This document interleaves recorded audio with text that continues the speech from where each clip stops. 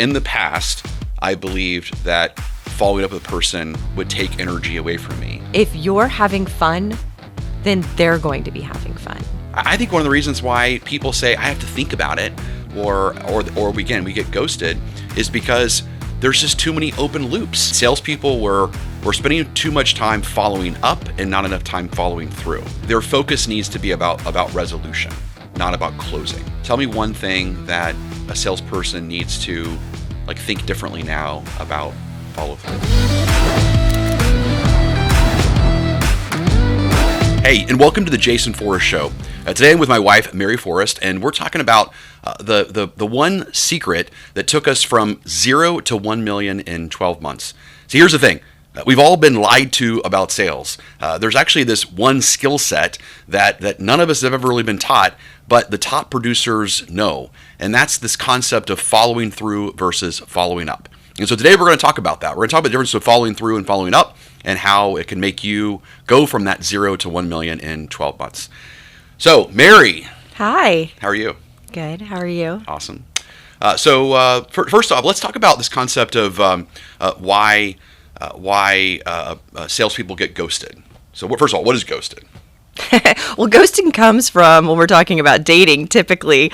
And now I like that sales has taken it over, but that's where you are calling and they are not answering your calls or getting back to you or talking to you. So they've disappeared. Yeah. So it's interesting, right? Because there's the question is why? You know, why does a prospect who's interested in buying something from a salesperson, why do they all of a sudden they just ghost? What's the reason for that?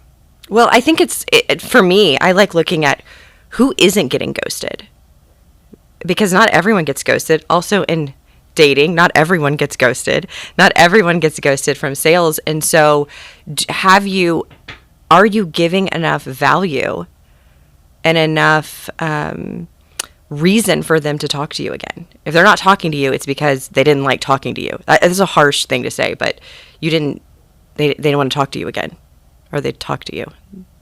It sounds stupid, but it's not that hard.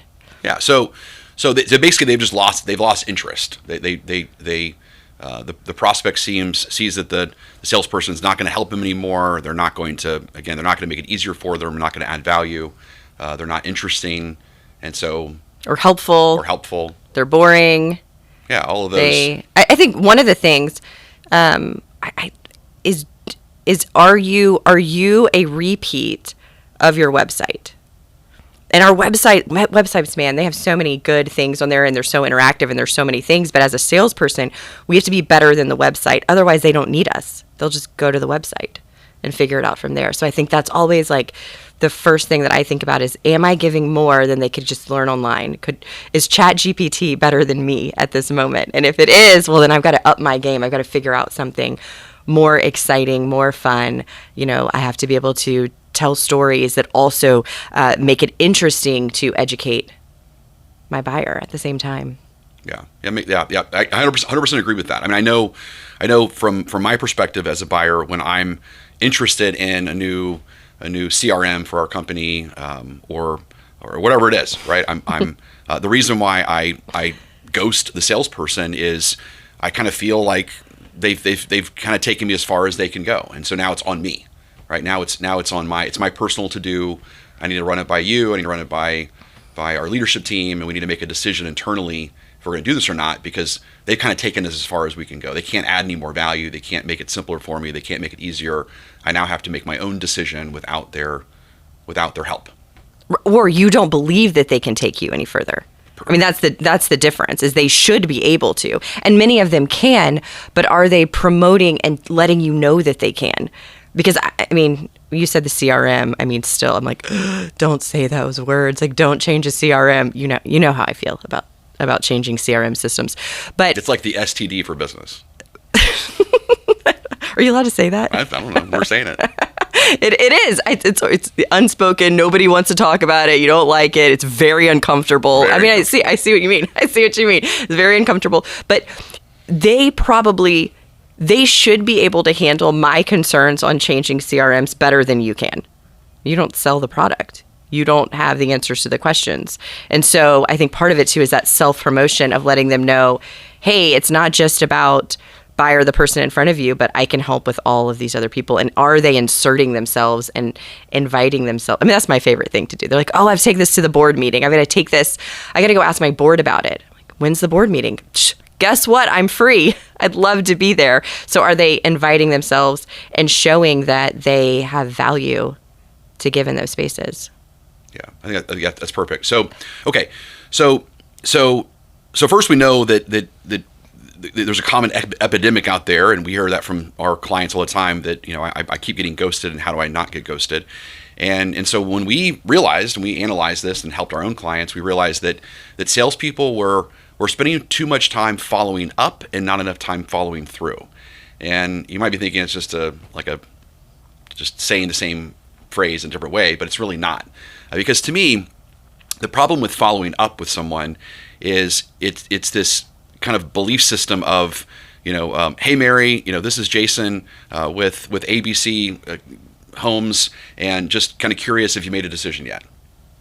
Like, that's following up, right? It's this concept of I've been told to follow up by my manager. I've been told to kind of get you to make a decision or force you to make a decision, and I'm here to kind of nag you or bug you. I mean, it probably is similar to a dating relationship. It's are you ready to go out with me again? Have you made a decision to go out with me again? Like, have you made it? Where are you in that process?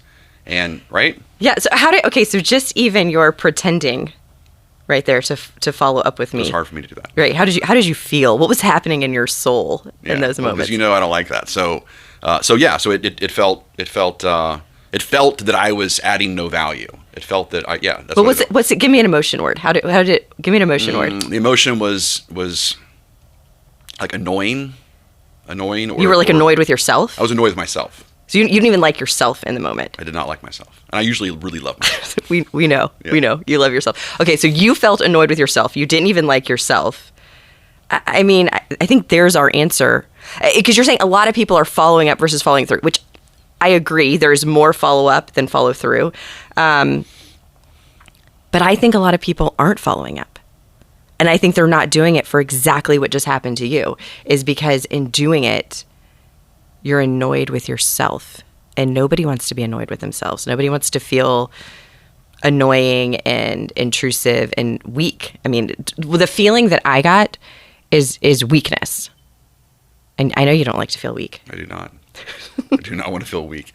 So okay. So I think that's a cool kind of step one for everyone to make a note of. And that's, step one is, like, do you enjoy yourself? Do you enjoy the words coming out of your mouth? Are you happy with the words coming out of your mouth? Does it make you, does it give you the emotional state that you would want to project to the person that you're talking to? Yeah. Do you want to hear your own sales pitch? Do you want to hear your own voicemail? Do you want to hear your own follow-up? And if you don't even want to hear yourself say it, then I think there's like the first problem. Yeah, I like that. But I also like just the tangibility concept of it's almost like in order to, because that's what we want to do. Today we want to unpack the mindset, the process, the language of really what great follow through is, and how how the top producers do it compared to everyone else. And to me, I think step one of that is what's the emotional state? So what's the feeling that you want your customers to have when you are following through with them, when you are picking up the phone, when you are calling them or emailing them, when you are doing that? What's that emotional state? And if the emotional state is peace, freedom, happiness, joy, excitement to hear your voice, then what you're saying, which I think is a cool concept, and that's that okay, well, then you need to feel that. So if you want them to feel excited, then you must feel excited. And if you want them to feel grateful that you're calling them, and then you need to feel grateful that you're calling them. And so step one, it's like figure out, okay, well, what's the feeling you want them to have? And then step two is, okay, then if I need to also have that feeling, then what do I need to be saying, doing, or thinking about in order to make sure I feel that, so I can project that or transfer that emotion to them? I like that. So that's the one, just, am I enjoying what I'm saying? But I think it also reminds me, there's so many times that people will tell me, like, oh, I'm so much better in person. Like, I need to read their body language. I need to like see them and read their face. And to me, I'm always like, no, you don't. Like, I 100% don't want to read their face, because if I'm calling them on the phone and I'm doing my follow through, one, I've got myself in a place where I'm like excited about what I'm going to say. But second is, you know what I'm visualizing?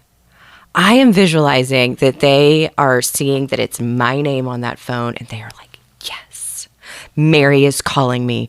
This is awesome. And I picture them smiling. I picture everything that I tell them, that they're taking notes and writing it down and looking to their neighbor and giving high fives. Like, I mean, I know probably none of that is happening, but when I am picturing that, because I can't see them, I'm choosing to picture them like so excited to talk to me, I get more and more amped up and excited through the process, and it changes everything. So I'd much rather not see them than see their face, because most people, when they're thinking, when they really like it, they've got kind of a blank, not excited face. And so then I have to do a lot more work in my own brain to get out of that space if I can see them. Yeah, I love that. And you and I both are master practitioners in neurolinguistic programming, which is just the science psychology of how hype producers think, speak, and act. And one of the things that we know about the power of visualization, and again, we hear about this in sports all the time, is to visualize how you want it to end, and really think from the end. And so what you're also saying too is when you are thinking from the end, you're thinking about, I can see and I can hear this person being very excited to want to talk to me and very almost relieved. I mean, that's a good emotion I just thought about, right? Like, I want my potential customers to be relieved that I now took this huge burden off of their back, right? Because they're now wrestling with this huge to-do of, should I do this or not? Should I do this? Should I spend this kind of money? How is it going to affect my business or my personal life or my family or my friends? Or, what is it going to mean? Like, it's a big decision. And so I think that's a good emotion. I think the emotion is I want them to feel relieved that I'm here to kind of rescue them and be the hero in this journey that they're trying to figure out. I love that. I love how you talked about how much money it is, because this is what I want to picture. When I think about salespeople who are not calling back their prospects, they're not doing their follow-up or follow-through. One of the things in working with so many leaders, like the easy out is to be like, oh man, that person's so lazy. Oh, they're lazy. They're not doing their job. But I don't think it's laziness. Here's what I think is happening. I want you to imagine that, in 2 hours, you have a pitch that you're giving, and you are about to pitch hundreds of thousands of dollar, contract, or $1 million contract, like something huge, like big amounts of money. And you have this coming up in 2 hours. You also know that you have 10 people that you need to follow up with. But every time you call them, you do what you did earlier. You're like, hey, I'm calling to check in. How are you doing? And you feel all your mojo and swagger just like disintegrating in front of you. I can see from the salesperson's perspective, you're like, why would I do that for 2 hours before I'm going in to pitch $1 million deal? Like, I don't think it's laziness. I think it's preservation of energy. I think it's preservation of knowing that it takes cojones to ask somebody to give you $1 million. And so you're going to protect them. You're going to make sure that you're only doing things that either maintain your energy or raise up your energy. And so if there's an activity that's going to take away from that, you're not going to do that and risk what you have in 2 hours. And so it will look like from the outside, or somebody that's never been in that situation, that you're wasting 2 hours of your time. But I think if we were to do soul searching, you're preserving yourself. You're getting yourself prepared for in 2 hours. Now, I'm not saying that we shouldn't follow up and we shouldn't, that we shouldn't call our prospects, that we should waste time. But I do think it's too easy of a cop-out sometimes to look at situations from the outside and say they're lazy. It's like when a guy dates a girl and he just says, oh, it didn't work out because she's crazy. Or, she says it didn't work out because he's an a-hole or something like that. You're like, I mean, it's too easy, and it's not really getting to what's going on. But what are your thoughts on that? Yeah, so I think it's great. So basically the idea is they've anchored, or they've associated that if I need to do my 10 follow-up calls right now, that those are going to be energy sucking exercises, and it's going to kind of suck away all of my motivation that I have, and I really need all that motivation and endurance and energy for this big pitch that I'm about to do in 2 hours. And so because of that, I'm going to like you said, it's a self-preservation mechanism. So that's cool. So then the question is, because I totally agree with that. So the question now is how do we change the picture where calling people, because this would be game changing. Like, this is literally like a game changing concept right now. So this game changing concept is, how can we change the picture in a person's mind that by calling these 10 people, it actually is going to give me energy, and it's going to get me even better prepared for this big pitch that I'm going to do in 2 hours. Right. And I don't think anybody thinks that way. I don't think we thought about that until right now. I think this is the moment. This is the moment this concept just came up with. So, but I think it's a cool idea. So now we got to figure out. Some protocols with that. So, like, for example, like I know one of the protocols that you and I teach is to do the protocol of, in the past I believed blank, and even though in the past I believed blank, now I believe blank, right? So It's almost like, let's even almost kind of just unpack this together right now. We could probably do it pretty quickly, but everyone listening right now should do this for themselves. So it's like, so if I was to channel a person who believed that following up with someone is going to take energy away from me. So let's just see if we can unpack this. So in the past, I believed that following up with a person would take energy away from me, but now I believe it's possible to get energy from calling a past prospect. Okay, let's keep going. Okay. So in the past, I believed that following up with a prospect would zap me of my energy, but now I believe that I am strengthened by following up with people. Okay, let's do a couple more. So in the past, I believed that following up with my prospects would suck energy away from me, but now I believe that every time I speak with someone, I become a better salesperson.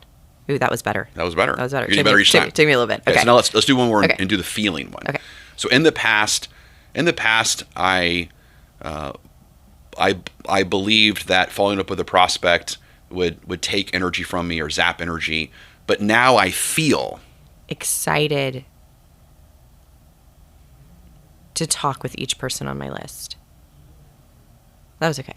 That was just kind of okay. Yeah. So if we were so obviously the exercise here, or the protocol that we would teach if we were working with clients right now, is we would keep doing this until we felt there was some congruency in that. Right. It should be 3 times on the other question. So yeah. I mean, took some congruency. That's my little blame shift slide of not being there yet. That's okay, but it's actually kind of cool, because if the people who are watching us right now versus listening, you could actually notice Mary's like body language in her face, and you notice that on the third time she believed more of what she was saying than the first time, but then when we switched over to feeling, she didn't believe it as much. I didn't believe it at all. Okay, there you go. Yeah. So you felt that incongruency in the body. But I knew that was an answer I wanted to get to. But there was definitely, I didn't feel excited about it. Even these are like make believe prospects to follow up with right now. But yeah, it wasn't there yet. But I think that's good, because the more you do it, that's okay. Like, the better it's going to get. So I think that's a good thing too. If the first time you do it, if you don't feel something or it's not there, that doesn't mean the process isn't working. It just means you're not there yet. Yeah. And look, there's people have been kind of believed something over and over again 1,000 times, and so just because you now kind of said it a different way 3 times or 4 times, it's going to take some more practice than that, some more work than that to reprogram the hard drive, the brain. Yeah. Cool. Okay. So this is a protocol. I think this is a really cool takeaway thing that people can go with, and that's so step 1. It's about, again, feeling. Step 1 we talked about so far. It's about what's the emotional state that we want the prospect to have when we call them, and then we need to figure out how to embody that emotional state. Mm-hmm.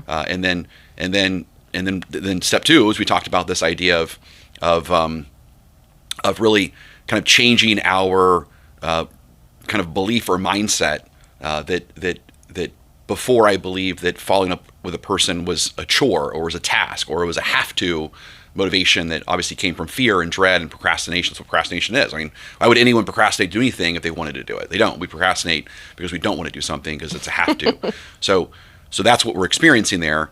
But what we're saying is we could actually take something that we used to procrastinate on and we could take it and turn it into something that we actually want to do. Like it can be following up could actually be the energy drink that we all need in order to sell more, because we're looking forward to this positive relief that we're gonna give to the customer, which makes sense because we're all more motivated to do something for others than we are for ourselves. And Yes. so if we can shift the thinking to, I'm not following up to do something to them and bother them and annoy them, but I'm following through to actually relieve them of this burden, of this chore, of this to-do, of this misery that they're having to deal with on their own, that they're just not equipped to deal with because they don't have the experience. Well, that reminds me exactly of my very first job in college. Tell me, I love this. So, I think you know that when my parents dropped me off at school, they were like, "Good luck, like get a job. You don't have any money," and so your parents wanted to teach self-reliance. Yes, that's a great reframe. So I'm walking around campus and I see this bulletin board, and there's a paper up and it says highest paid on campus job. And so I was like, that's the one that I want. And so I call the number and I get an interview. And that's when I learned my first big lesson in school. It was not from class in college, but it was, if somebody advertises a job but they don't tell you what the job is, it's not a good job. But I got the job, and the job was working in the call center, calling 100 people a night and asking them for money, and every night. And so we go in to do that, and what's happening is I'm recognizing that I'm super excited day one going in. I go to training.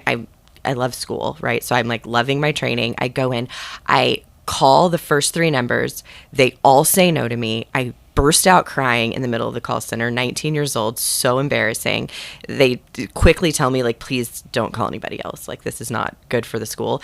And so for the next like 6 months, I'm miserable every single day because what's going through my head is I am inconveniencing people. I'm calling them during dinner. I'm picturing when I was little and people called during dinner and were like, oh man, somebody trying to sell us something. And I'm picturing all of that.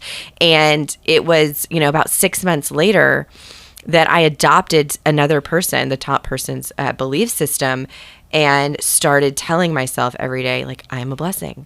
Oh my gosh. Like, I realized I was thinking, these people don't want to give money to a school. They don't want to hear from me. Like, I'm such a burden. And that's how I showed up. I showed up apologetic. I showed up weak. I showed up like miserable. I hated it. And then as soon as I thought, wait a second, these people I'm calling, they're successful. And you know what else is that they want to give money, but they have to like find a checkbook and fill out a form and find a stamp and mail it in. And nobody wants to do that. But if I call them, I'm a blessing and I'm taking it off their to-do list. And that became my mantra. I'm a blessing. I'm a blessing. And just like before when I said I'm excited and I wasn't, the first times I said I'm a blessing, I was totally just saying the words and didn't feel it at all. And after, a few weeks, it was interesting to watch that just saying something that I didn't even completely believe, all of a sudden I go from, I was right in the middle. The first 6 months, you think that I would be the worst. I was not. I was average. I was 50th percentile in the group. There were 60 of us with this job. And I was like, if somebody was already going to give, I took their money. But if they were not, I just got off the phone as fast as possible. And like within 3 weeks, I'm like the top 3.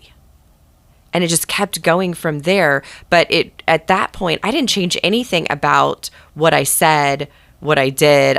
Did no new script. It was just, I'm a blessing. I'm a blessing. I'm going to be a blessing. I'm going to like, even if they don't give me any money, if they answer the phone, I'm going to make them smile. I'm going to make them laugh. They're going to have a better night because they answer the phone because they got to speak with me.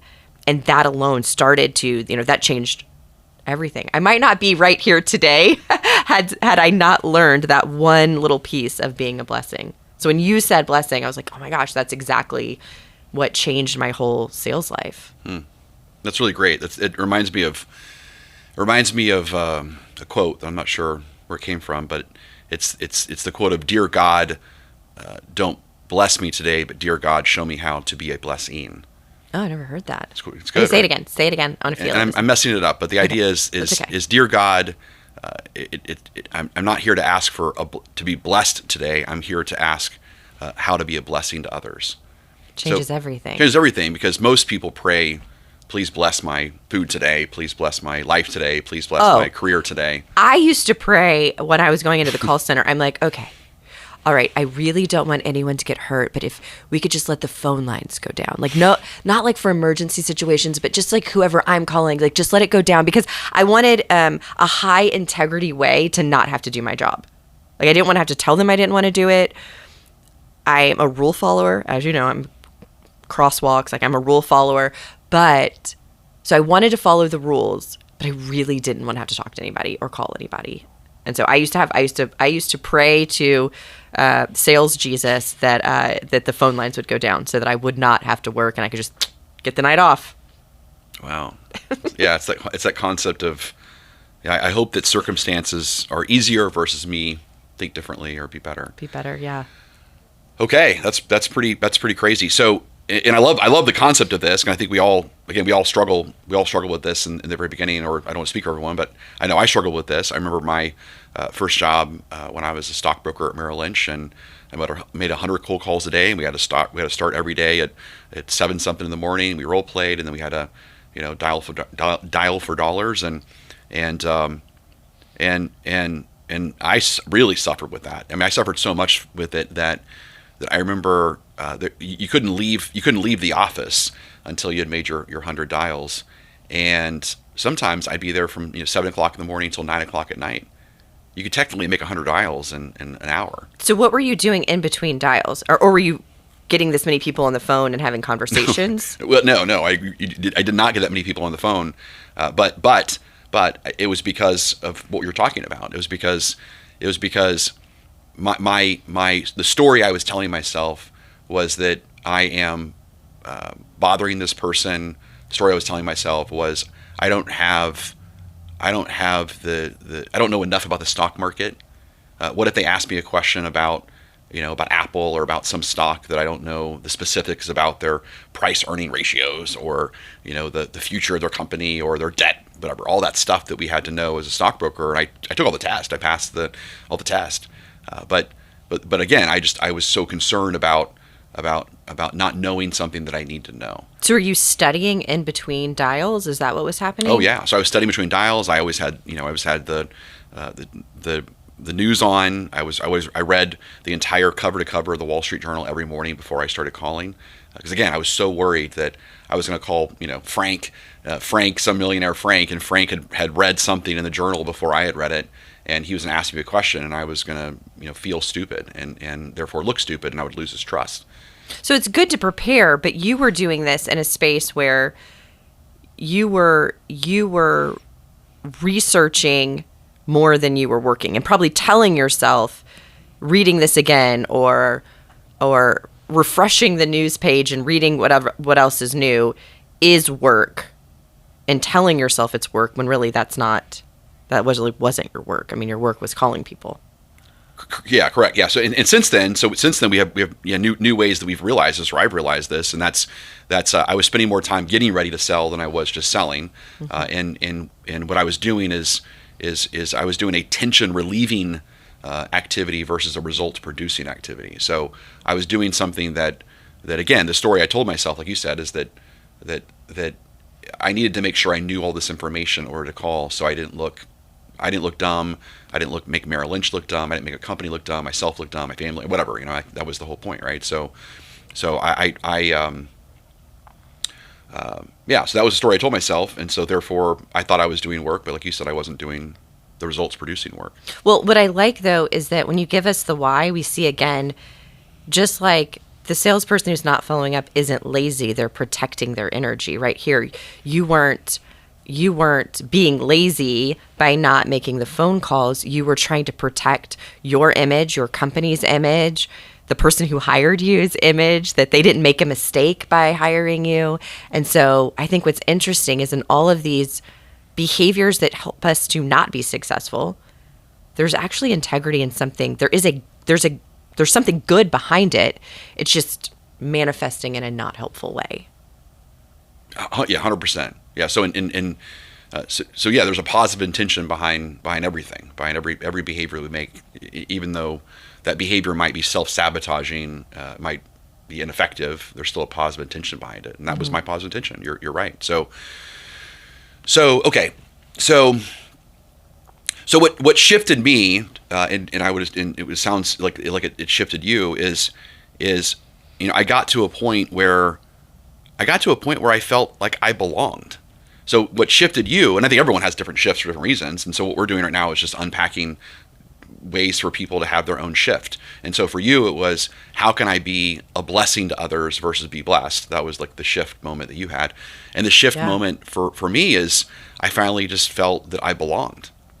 And that, and I think a lot of people, it unfortunately, it takes certain people longer than it needs to get to that feeling. It took me a couple of years, and I got fired because I didn't feel like I belonged. Meaning that the story I told myself was, I'm a 21-year-old, 22-year-old kid trying to sell, $1 million in financial services, and I don't feel like I belong to be in the presence of these other people, these people that are that are richer than me in this specific area, and so I didn't feel like I belonged. So with your peers or with your prospects, or both? With my prospects. Okay. Probably more my prospects. Maybe my peers. Mostly my prospects. That I just didn't feel like I was kind of worthy of being in the presence of them. So would it be accurate to say, who am I to tell this millionaire what to do with their money? Correct. Is that the story? Yeah. And so, but something that shifted, and I don't even know where I learned this. I don't know if I learned it from someone else's podcast back then, or I'm not sure if there were podcasts. Were there podcasts back then? I don't know. So something. Good try, old guy. It was a cassette tape, laser disc, laser disc. But I heard it from something. It came in my life. I don't know. But just this immediate belief system that look at how many hours that I prepare for this, that I learn these things, that the tests that I've taken, the knowledge that I have, and this person that I'm trying to give financial advice to. I mean, they made their $1 million. They made their net worth through being an engineer, or being a doctor, or being a lawyer. So they don't know what I know as it relates to multiplying their money in the financial space. They don't know that, and so maybe I don't belong in the courtroom with them, or belong as a surgeon with them, but I definitely belong at the table, in the sense of this one area that I'm an expert in compared to them. And they're not. So I can't give them doctor advice, but I could give them financial advice. Yeah. And that was probably the shift moment for me, that I've now taken into every aspect of my life. When I started selling homes as a 24-year-old kid, after being a stockbroker didn't work out, and I immediately did make six figures within a few months. Taking as this new home sales professional, and again, now I'm 24, selling to again, people that are twice my age. So what shifted was that moment of well, I know that this is this person's first house, or their second house, but I've sold 10 houses, 15 houses, 20 houses, and so I have more experience than this person in this one area, even though they might be richer than me overall, or they might be older than me overall. So I belong at the table with them in this advisory position, just like a general would belong at the table with a president. They might not be able to run the country, but they belong at the table to give advice to the president as it relates to defense and military. Exactly. Interesting. Well, and I remember you teaching me those things when I, was going off to teach and lead, builder 20s with owners of home builders, or going out. I remember flying out to meet with the board of a bank and telling you, what in the world do I know about running a bank? And you're like, you don't, but you don't have to. They already know that. What they don't know is how to sell more. What they don't know is how to sell more of their homes. They don't know this. So that one piece, And that's what you're there to talk about. But you don't need to know about construction, which I will tell you, I've been in a lot of these industries for many years. You could give me all the tools. I can't go build a house. I can sell a house. I can sell any of the products. But I still can't do the things. And that's okay. And that gives us freedom that we don't have to know everything, because you don't.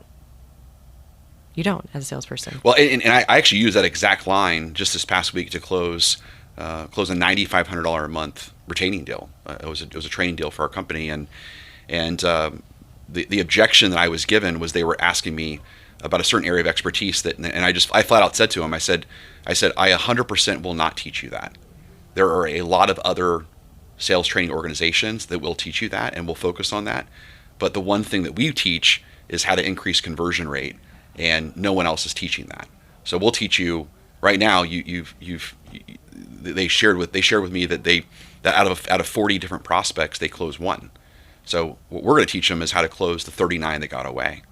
And nice. So it's interesting because the version of me, I'm 46. I mean, the version of me, whatever that is, 26 years ago, would have kind of wilted at that question. Because I would have felt that I needed to belong, I need to be able to answer all of that information. And start studying and start trying to prove yourself instead of just going, I don't know it. I don't know it. I don't want to know it. Yeah. I don't want to compete in that area. There's plenty of other trainers you can hire, but that's not what you need right now. Yeah. What you need right now is how to convince the 39 people that got away to buy from you. And I'm the best at that. Right. I can do that all day long.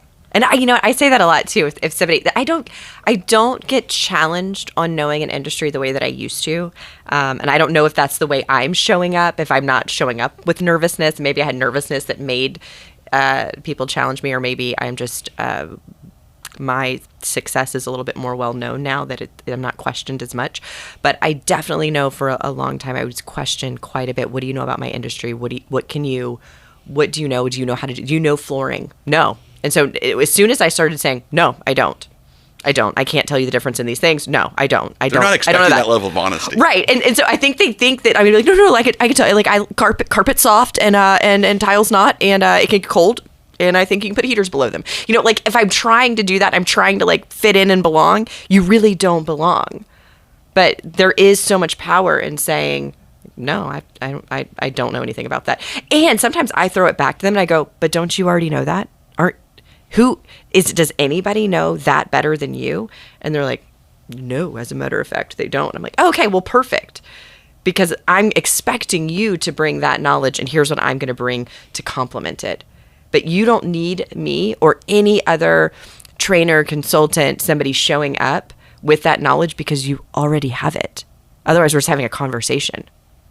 Do you need somebody to talk to about what you already know?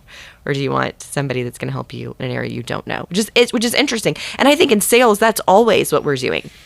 We are always, even when we go back to your STD CRM example, I'm calling it STDs from now on, by the way. That's the new thing. Sorry, CRM salespeople. I'm going to call it the STD. So when your STD salesperson shows up, you don't need them, we don't have to know everything. You don't have to know all about the business. You just need to know how to help somebody organize their sales leads. So you don't need to study for it. You don't need to study this different industry and how your system's. You don't need to know that. You need to know, how do you organize leads? How do you take care of them? How do you nurture them? How do you help salespeople close more? That's what you need to know. And if you know that, you're good to go. You don't need to do any more research or any more study. Well, so. The word that comes up by the way you're talking right now is just being honest, and the three things we're always saying when it comes to being a great follow-througher is this idea of being brave, bold, and honest. Meaning that if you're following up, you're probably not being brave, bold, and honest, because but following through with someone is, I'm brave in my belief systems, and what we're saying now is you're brave in the sense that I really believe I'm a blessing to this person and I need to be a blessing to them before I'm blessed. And then you're also brave in your mindset in the sense that I'm here to relieve them, that I belong. I mean, these are all kind of mindset things to be brave with. And then bold in the sense of taking action. It's one of the things that we teach all the time when it comes to follow through, and even when you have an inbound lead, which I'm sure we'll do another podcast on, is this idea of the 3 Fs. Fun, fresh, and fast. Right. So you have to be fast. You have to respond back within 30 seconds because that's the kind of time frame they're on to something else, and you've got to be fresh. You got to do some things that are different, and it's got to be fun, which we talked about as well. Like you've got to enjoy this. It's got to be fun for you, and therefore it's got to be fun for them. I like that. Okay, so if I have my mind right and I'm ready, I'm now going, all right, I'm really gonna call this list today. I'm really gonna do it, Jason Forrest. I'm not just pretending. I'm really gonna do it. What are the steps? Like, what makes something now follow through besides my just desire and my knowing that I'm going to get energy from it? I'm not going to let it be an energy suck. What do I need to tactically do different for it to constitute as Jason Forrest follow through? Great. So I would say first thing we want to think about is you always want to give more than you take.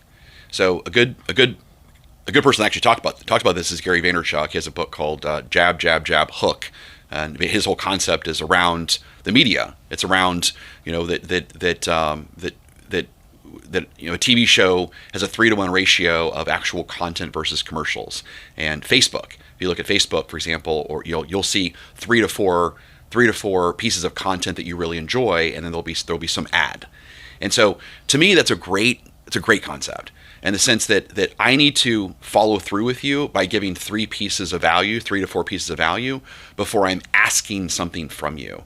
So I need to use the law of reciprocity. I need to give, and then I'm going to take something. And that's the right. Jab means I'm giving them something. Jab, I missed that at the beginning. Yep. Okay. So in the book, in Gary Vaynerchuk's book, I'm jabbing you 3 times by giving you something of value 3 times before I hook you by asking something in return. Okay, I get it. Yeah. I'm there now. Yeah. So, it just sounded very violent to begin with. Yeah, well, so let's break that down. Let's break down, which I think that's the fun part, and this is the part that salespeople and sales teams listening right now can really enjoy. I mean, one of the things that our clients do, for example, is they'll create entire spreadsheets of all of the ways that they can give. Like, what are those things that they can give, and you should be making an entire list of those things. So, for example, things that you can educate them on are things that you can give them. So it'd be industry information. It would be relevant information that's personalized to them, that's meaningful to them. So let's say that you're selling a home, is that you're just giving them or letting them know information that has to do with the local schools. Or I remember when I sold homes back in the day, I would call mothers, young mothers and fathers, and I would find out things that their kids were interested in. So let's say they were into band. Well, I would personally find out the name of the band instructor and information about this person, and then I would call them up and just say, hey, I think you want to know some really cool things about the band director at X ISD, and so letting them know that. So it's just and it's interesting is if you could actually do that with no ulterior motive besides just being the Mary Forrest blessing versus be blessed, then if you just I just thought you'd like to know this information, that's it. But you have to really be settled in that I'm going to give this to you, and I'm not going to ask for anything in return, and all I expect you to say is thank you. That's all you're going to do. You're going to say thanks. That's it. But it's uncomfortable, isn't it? To I'm going to call you, I'm going to give you something, and as a salesperson, you're telling me that I'm not going to immediately jump and say, now, Mary, now that I've told you this one piece of information, are you ready to make a decision? Are you ready to come back? Are you ready to buy a house from me? You can't do that. You just have to give, right? So I'm just going to give you this information, and then that's it. And then now, of course, if naturally you want to respond and oh, thank you so much, and that reminds me, Jason, I actually wanted to ask you a question of blank. Of course, you're gonna take that information, you're gonna move forward with it, and you're gonna resolve it. But the idea is you want to lower the importance that every single time you need to ask them, have you made a decision yet? Are you going to buy something from me yet? So you want to remove that kind of needy guy experience. So just stop asking that. But you were available to them. But you're making yourself available. Because if they wanted to buy, you asking them is not what they're going to be like, oh man, haven't thought about it since then. Sure, I'll buy a house. I mean, they already know. They already know before you call them. They already know, right? So number one, one way you add value is by educating them. It's something, but it has to be meaningful. It can't just be generic. So it has to be meaningful education. The second way you add value that would be in that I'm giving something before I take is that you're solving an open loop. I think one of the reasons why people say I have to think about it, or we get ghosted, is because there's just too many open loops. There's too many things that have been left uncovered. So again, let's go back into that's the idea of selling real estate or selling. It's like, I got to decide: do I want to live in this location? Do I want to have a 2-story or a 1-story? Do I want to send my kids to private school, public school? That's going to affect how much money I put towards a house. I mean, there's so many factors that people have to make. And so if you are a salesperson that's kind of opening up all these loops in that sales conversation, and then they feel burdened by all that. And so now they say, I have to think about it, and they want to leave. And now they actually associate you as someone who's giving them more work to do. Because nobody likes that. No one likes that, no right? One likes that. So now it's like, now they've anchored that, this salesperson has made buying more difficult, scarier, and more stressful. And so one, when you're with the person in person, you got to be careful that you're not opening up too many loops and not closing them. But number two is, if there are some open loops, that would be the reason why you'd want to follow through with them. I'm following through with this open loop that you had. The last time we discussed blank, and I know you had some unresolved questions around it. You had some concerns around blank. I'm here to address those concerns. I've done some research on this. I have some information that I want to share with you. That's great. Yeah. Because now I'm relieving that open loop. Yeah. This week I actually put a couple of your concepts together. I haven't told you about this. I think it's kind of interesting. And we had a new sales class start this week. New group, fresh sales warriors. And so one of the things that we were working on, I was pretty proud of this, by the way, is the way to handle objections and looking at, hey, okay, so and this is one of your concepts that I like the most is you ask, what's holding you back from moving forward. They tell you what it is. You do not handle it. Instead, you say, great. So suppose that wasn't an issue. What's the next? Is there anything else that would hold you back? And they're like, yeah, well, also like price, you're more expensive.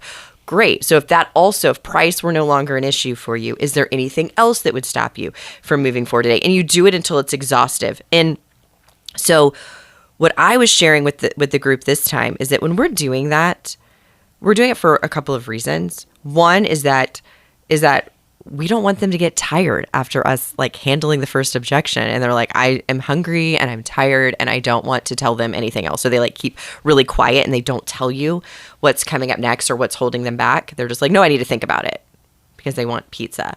And so they leave. But if we know the whole list and they still leave, which is fine, I now have a way to follow through because I can say, hey, I know when we talked last time, one of the things we didn't get to discuss, but you had mentioned that there was a problem, you were concerned about location, or you were concerned about, is there shopping near this space or whatever. I can now send them information or call them with information that's about those loops. I've gotten them to admit all of their open loops. I now know what they are. And so now I've got a playbook. Here's all the things that I have to handle. Here's all the things that we have to figure out. And I now know what I'm going to talk to them about when I call them. And it's not, you spend so much time with me. Like, please, I've worked so hard. Like, please, I want to get paid on this. We're not saying that. We're like, hey, you said this was an issue. So I was thinking about you. I'm concerned about it. I was thinking about it a lot. I went and talked to the band director. I know music's important for your kids. And I didn't, we talked about it. We didn't really handle it. So I did all of these things. And now I'm coming back to you with answers. Hey, I know you've got another thing. This one, I'm going to go figure that out. Or it can just open up a conversation to continue it. But it gives you your follow through.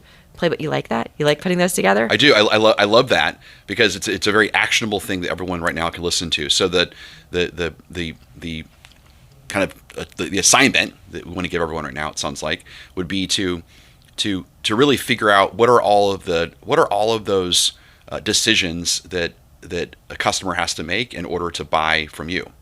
So obviously it's the product decision, the brand decision, the am I really unhappy? Financial decision. Am I unhappy with what I'm really doing here? So the economic climate decision is the right time. Whatever. All those decisions, right? There's so many decisions. I know in the book Warrior Selling, we list out 10 to 13 different decisions, so they can check that out. But so one, it would be coming up with here's all these decisions that a person has to make, and then it's really creating like a spreadsheet, like a matrix of well, here's all the things that I can personally do to help resolve those decisions, to basically close those loops. So if it has to do with product, here's all the information that I can have ready for this customer if I need to, is for my reason to follow up. And again, first you'd want to start with like the list of what those things would be, but then you have to make sure that it's meaningful to them. So what we can't have generic information to resolve whatever decision that we think the person's on. It has to be really what the decision, whatever the decision the customer is really at right now, like what they need to have resolved, and it has to be important to them. It has to be meaningful to them, because not everything's meaningful, not everything people care about. Yes. And so then it becomes specific. It's not those like dear insert name emails. It has everything that's for them. And it takes more work to do that. But it's less work than hours and hours of calling people. So I'm just checking in. I just want to know what's going on. Just want you to know I'm still around. Like it when you compare it to that, or the not doing anything because you're maintaining your energy, it's really not more work. And you definitely are going to get a larger payout for that. It's great. Well, there's so much more that I wanted to talk about when it came to follow through. I have a lot more to discuss, and we'll talk about it on future episodes of the Jason Forrest Show. But let's do one thing I think will be kind of fun. Let's do this to kind of wrap up the show. Okay. And what I want to do is I just want to go back and forth, but I mean, this one all the shows, and I'm going to ask you. We'll do it like maybe let's say 5 times a piece. We'll go as fast as we can, and I'll say, tell me one thing that you hope a salesperson would now do as it relates to follow through, and or know or believe and so forth, and then just you ask me the same thing. We'll do a few times back and forth and wrap up the show. All right. Okay, so I'll ask you. Okay. So tell me one thing that a salesperson needs to like think differently now about follow through. That doing it matters, that they matter. Thank you. Jason, tell me one thing that a salesperson could think differently when it comes to follow through. That their focus needs to be about resolution, not about closing.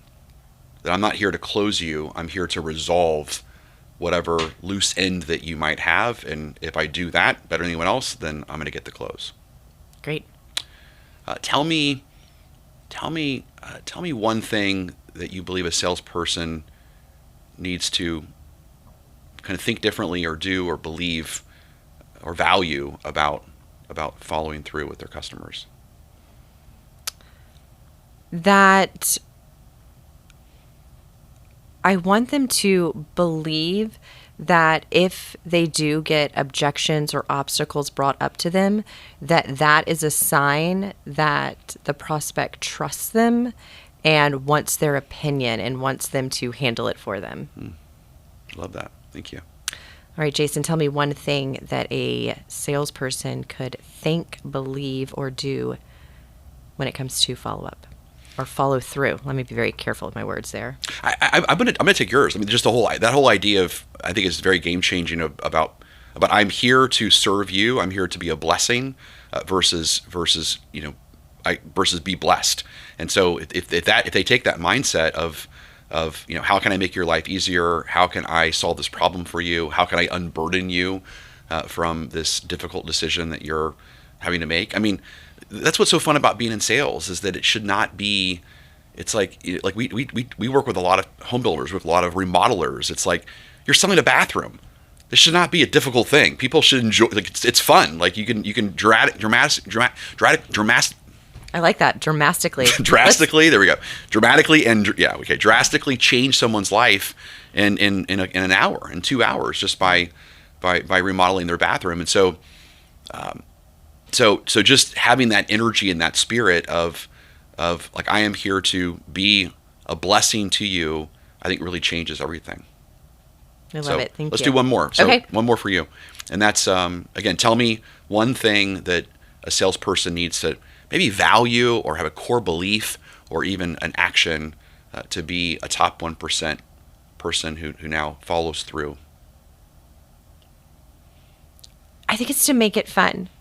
I mean, it's definitely one of my core values is fun.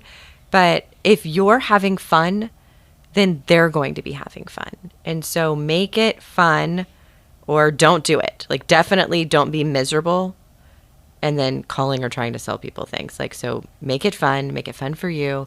It'll be fun for them. And now we're all in an enjoying space and we can make really good decisions. And most of the time that decision will be to move forward with you. But if the right decision for them is not to, that's okay too. Like, you're still enjoying your time with them, you're still having fun, and you're still doing what you're called to do as a salesperson, which is exactly what you said, is helping them resolve the sale. And that is probably going to be with you, but it might not be. And that's okay too, as long as you've done your work, you've done your job.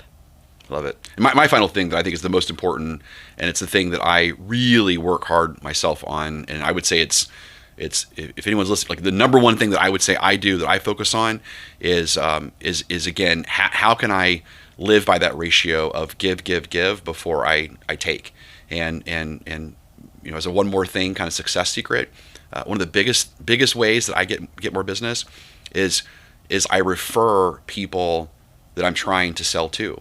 So we closed a $15,000-$16,000 a month contract recently, and they were both, this company was going after our client, so we both kind of serve the same client, but an affiliate type relationship. And so he was actually kind of ghosting me, and so one of the things that I did is I started just introducing him to our clients.